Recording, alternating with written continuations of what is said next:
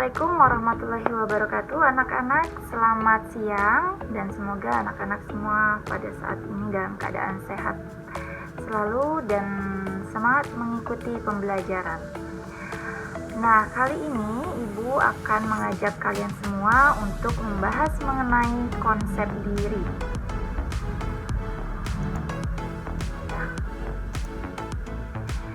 Kenapa harus konsep diri?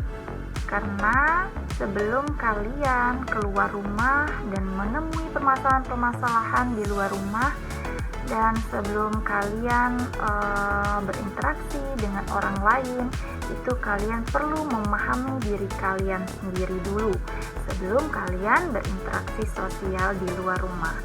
Nah, oleh karena itu pada hari ini kita akan membahas mengenai konsep diri.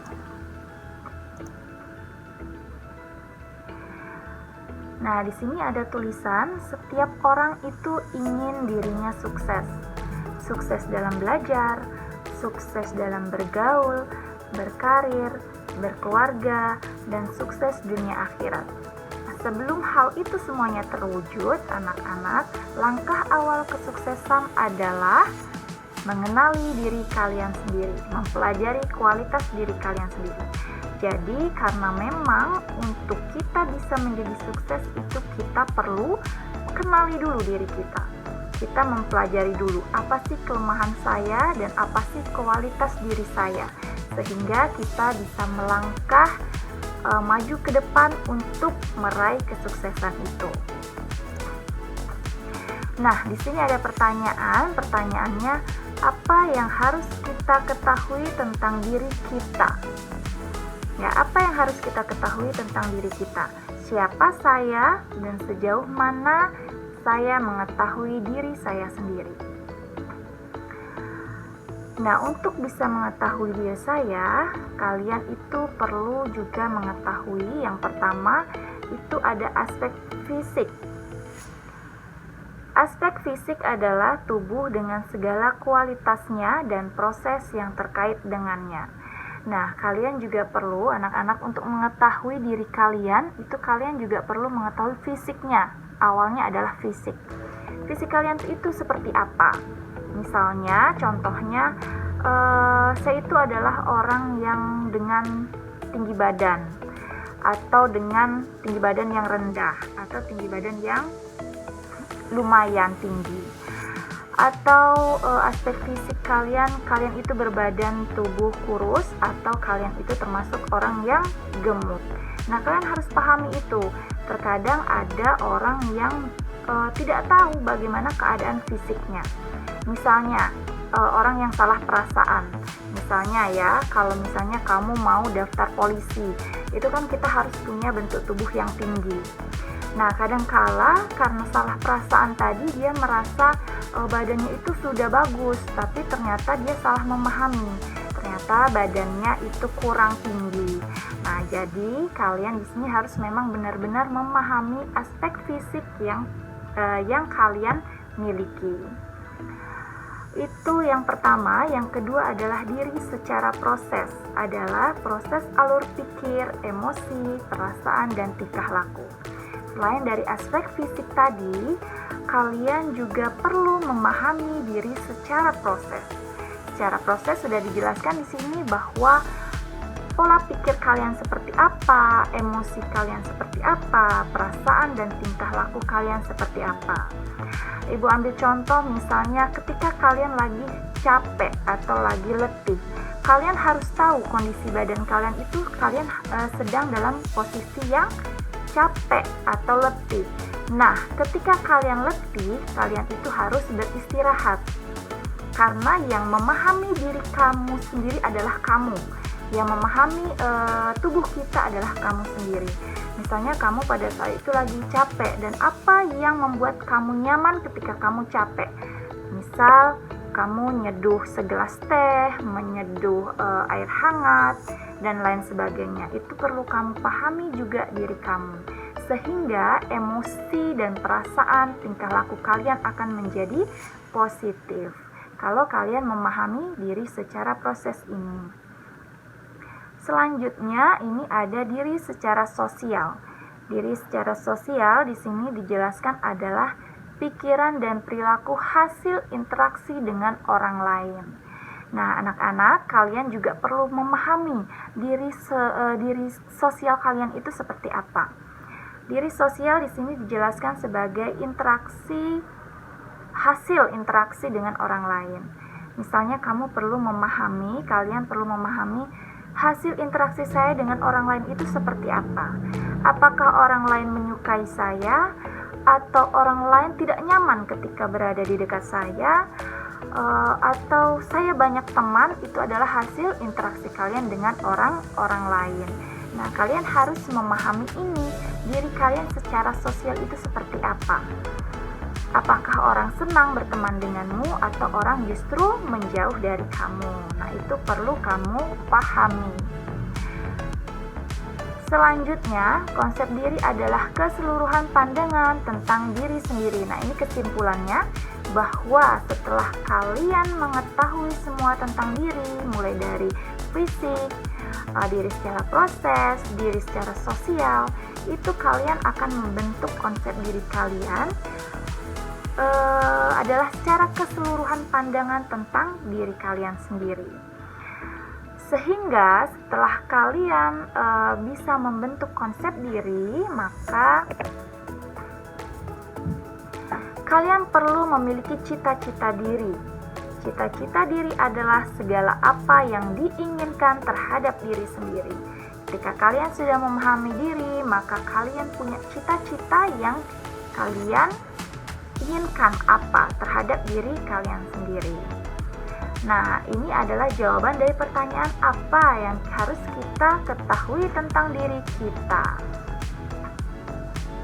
Itu yang perlu kalian ketahui ya, ada aspek fisik, diri secara proses, diri secara sosial, sehingga nanti akan membentuk konsep diri, dan juga kalian perlu memiliki cita-cita terhadap diri kalian sendiri. Selanjutnya, konsep diri itu ada 3 dimensi. Nah, ini juga yang perlu kalian ketahui anak-anak, bahwa konsep diri itu terdapat 3 dimensi. Pertama, kalian harus mengetahui tentang diri kalian sendiri seperti yang sudah Ibu jelaskan tadi ya. Di sini ada contohnya. Saya Hartini, kelas 1 SMK. Saya orang yang pendiam, mudah tersinggung, pintar, jago matematika, hemat, setia, kurang pede, taat beribadah. Nah, jadi pengetahuan tentang diri sendiri ini adalah pengetahuan secara umum tentang diri kalian sendiri. Misalnya, saya adalah si Budi. Saya itu orang yang menyukai bola misalnya, tetapi saya tidak suka jika bermainnya itu terlalu rame misalnya. Pokoknya pengetahuan tentang diri sendiri adalah kalian mengetahui tentang diri kamu, sifat kamu seperti apa secara keseluruhan. Itu adalah pengetahuan tentang diri sendiri. Ada juga di sini dimensinya adalah penghargaan terhadap diri. Penghargaan terhadap diri di sini dijelaskan harapan dan kemungkinan dirinya menjadi apa kelak sesuai dengan idealismenya. Nah, pengharapan terhadap diri kalian itu setelah mengetahui tentang diri sendiri, kalian juga perlu punya harapan terhadap diri sendiri. Misalnya, Ibu berharap kepada diri Ibu adalah bisa memberikan manfaat kepada semua orang melalui edukasi, misalnya seperti itu. Atau saya adalah Hartini, harapan saya terhadap diri saya adalah saya ingin menjadi public speaking misalnya, atau saya ingin menjadi orang yang pintar masak misalnya. Itu adalah pengharapan terhadap diri sendiri. Selanjutnya, kalian juga perlu anak-anak untuk membentuk konsep diri, kalian juga perlu penilaian terhadap diri sendiri. Contohnya, misalnya di sini ada contohnya, tingkah laku belajar saya menghasilkan nilai raport 5,5. Ini artinya saya gagal. Mengapa bisa terjadi? Hasil penilaian antara harapan yang dibentangkan dengan fakta yang ada di dalam diri kita akan menghasilkan rasa harga diri, ya. Itu maksudnya adalah misalnya anak-anak, ketika kalian mendapatkan nilai bahasa Indonesia misalnya 5,5. Nah, itu kalian tahu bahwa itu adalah gagal. Sedangkan harapan kalian itu ingin, misalnya saya ingin menjadi guru bahasa Indonesia, atau saya ingin pintar berbahasa Indonesia, atau saya pintar membaca puisi, membuat novel, itu kan dalam pelajaran bahasa Indonesia. Tetapi ketika pada saat itu faktanya adalah kalian mendapatkan nilai 5,5, artinya kalian itu gagal. Nah, penilaian terhadap diri sendiri itu juga harus kalian berikan pada diri kalian sendiri, agar kalian memahami bahwa apa yang kalian inginkan itu tidak sesuai dengan fakta yang terjadi pada diri kalian sendiri, sehingga kalian bisa mengevaluasi hal tersebut. Misal, seandainya kalian ingin menjadi guru bahasa Indonesia, jadi kalian kalau mau jadi guru bahasa Indonesia, nilai bahasa Indonesianya harus tinggi. Itu sesuai antara keinginan dengan fakta yang ada di dalam diri kalian. Nah, jadi konsep diri itu ada 3 dimensi. Yang pertama adalah pengetahuan tentang diri sendiri, pengharapan terhadap diri sendiri, dan penilaian terhadap diri sendiri. Itu yang perlu kalian pahami tentang diri kalian sendiri. Kita lanjut lagi. Di sini ada konsep diri negatif dan positif. Kita ke konsep diri yang positif. Konsep diri positif ada dalam diri orang yang dapat menerima dirinya secara apa adanya dengan segala resiko, kekuatan, dan kelemahannya. Nah, ketika anak-anak kalian sudah memahami tentang diri kalian tadi, secara fisik, secara diri sosial, secara diri proses, kemudian tadi ada 3 dimensi, kalian sudah memahami semua itu, maka nanti akan terbentuk yang namanya konsep diri. Ada di sini konsep diri positif dan juga konsep diri yang negatif. Nah, kalian akan terbentuk konsep diri kalian positif apabila kalian berhasil memahami diri kalian dengan baik. Tetapi jika kalian belum memahami diri kalian dengan baik, maka nanti ada kemungkinan konsep diri yang ada di dalam diri kalian itu adalah konsep diri yang negatif. Kita bahas yang konsep diri positif. Konsep diri positif ini seandainya kalian bisa menerima diri kalian secara apa adanya dengan segala resiko, kekuatan, dan kelemahannya. Nah, jadi ketika kalian sudah memahami tentang diri kamu semua, nah kamu itu bisa memahami dan bisa menerima kelemahan-kelemahan yang ada dan bisa menghargai kekuatan-kekuatan yang ada dalam diri kamu. Maka terciptalah konsep diri yang positif. Misalnya, ketika kamu memahami tentang diri kamu, kamu tahu kelemahan kamu. Saya itu adalah orang yang pemalu, misalnya. Kalian tidak bisa menerima diri kamu sebagai orang yang pemalu.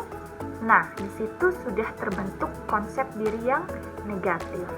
Maka ketika kamu memahami diri kamu, baik itu yang positif yang ada di dalam diri kamu ataupun negatif yang ada di dalam diri kamu harus menerimanya. Ketika kamu sudah menerima diri kamu dengan segala macam yang ada di dalam diri kamu, maka akan terbentuk konsep diri yang positif. Nah, bagaimana dengan konsep diri yang negatif, Ibu? Konsep diri yang negatif itu terjadi pada individu yang tidak banyak tahu tentang dirinya, tidak melihat dirinya secara utuh. Misalnya, ketika kamu bercita-cita ingin sekali menjadi dokter, keinginan kamu itu sangat kuat sekali menjadi dokter. Sudah didukung oleh lingkungan keluarga, dan kamu juga sangat berangan-angan sekali menjadi dokter. Saya ingin menyembuhkan banyak orang, misalnya saya ingin, wah bagus ya kayaknya kalau menjadi dokter itu pakai pakaian yang rapi, pakai jas dokter, itu keren sekali, misalnya kamu berangan-angan seperti itu.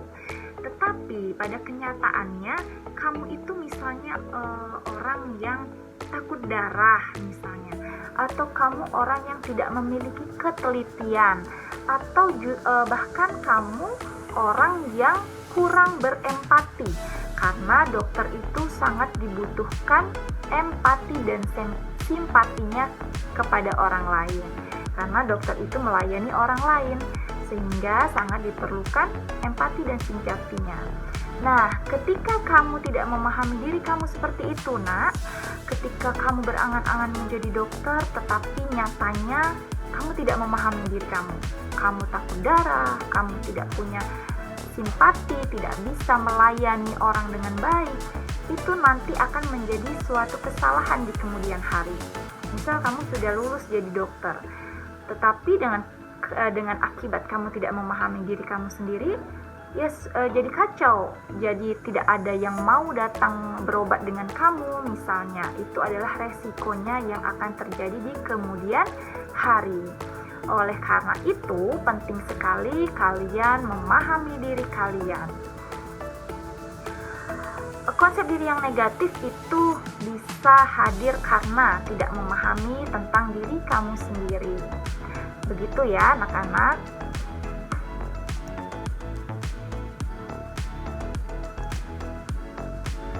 Nah, ini kayaknya slide-nya kebalik. Nah, di sini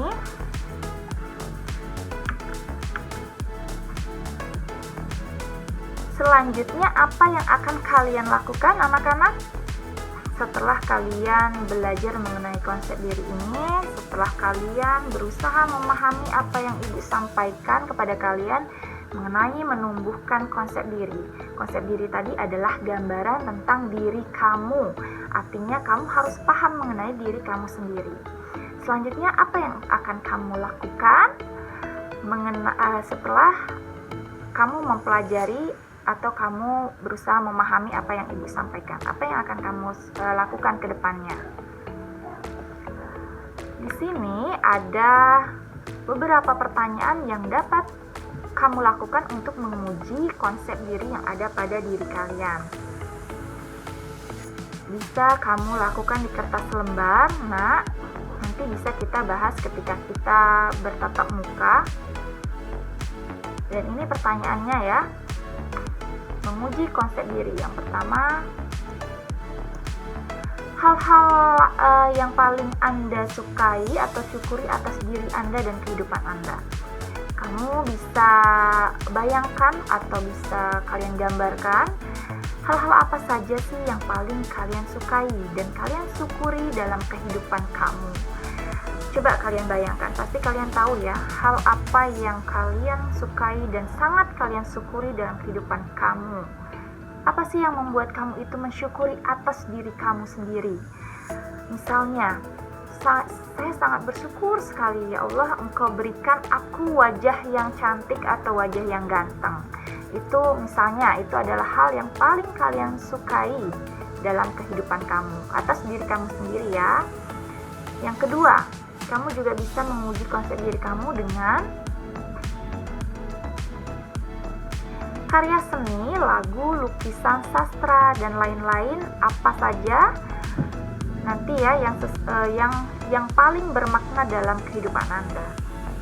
Nah, misalnya karya seni apa saja, tidak harus yang ada di tulisan ini, bisa kalian jabarkan lagi karya seni yang bermakna dalam kehidupan Anda.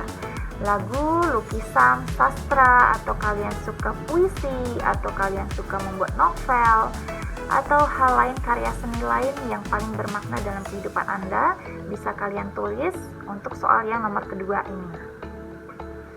Selanjutnya yang ketiga, kalian bisa menuliskan pengalaman pada masa kecil yang sangat mengesankan adalah. Nah, ketika kalian kecil, yang kalian ingat ya, pengalaman yang sangat mengesankan adalah. Pengalaman apa coba yang sangat mengesankan untuk kalian? Misalnya ketika saya digendong oleh ayah saya di atas kepala, misalnya itu sangat mengesankan bagi saya. Nah, coba kalian tuliskan dalam kertas lembar kalian. Selanjutnya di sini ada, seandainya menjadi tokoh atau bintang, Anda ingin menjadi apa? Nah, seandainya kalian itu menjadi tokoh besar atau menjadi seseorang yang sangat diagung-agungkan ya, misalnya tokoh atau pahlawan, Anda ingin menjadi apa? Ya, tokoh itu bisa kepala desa, juga bisa tokoh di dalam masyarakat, terus presiden, terus menteri, atau tokoh yang kalian inginkan, atau kalian menjadi seorang ibu itu sudah menjadi tokoh ya. Kalian ingin menjadi tokoh seorang ibu yang sangat kamu inginkan. Ibu seperti apa? Boleh kalian jabarkan. Selanjutnya yang terakhir, jika mempunyai kemampuan untuk melakukan, Anda akan mengubah diri Anda khususnya dalam hal apa? Nah, di sini artinya di sini kalian perlu memahami diri kalian nih. Jika mempunyai kemampuan untuk melakukan, Anda akan mengubah diri Anda khususnya dalam hal apa? Kalian akan mengubah diri kalian itu dalam hal apanya? Misalnya, kalian pemalu. Kalian ingin mengubah rasa malu kalian menjadi rasa percaya diri misalnya ya. Coba kalian tuliskan juga di soal nomor 5 yang terakhir. Nah, setelah kalian menuliskan ini, nanti ketika bertatap muka ini akan kita bahas bersama-sama untuk menguji konsep diri kalian. Konsep diri kalian ini sudah konsep diri yang positif atau masih dalam konsep diri yang negatif. Oke, anak-anak, mungkin itu saja yang bisa Ibu sampaikan mengenai pembentukan konsep diri ini. Semoga dengan apa yang Ibu sampaikan kepada kalian, pemahaman yang Ibu berikan kepada kalian, kalian bisa memahami ini dan kalian bisa memahami tentang diri kalian sendiri sehingga kalian mempunyai konsep diri yang positif. Setelah kalian mempunyai konsep diri yang positif, maka ketika kalian berada di lingkungan sosial, kalian berada di luar lingkungan rumah, kalian akan menjadi orang yang bisa memahami lingkungan sekelilingnya dan kalian akan menjadi orang yang mudah beradaptasi dan merasa nyaman ketika kalian berada dimanapun. Terima kasih. Wassalamualaikum warahmatullahi wabarakatuh.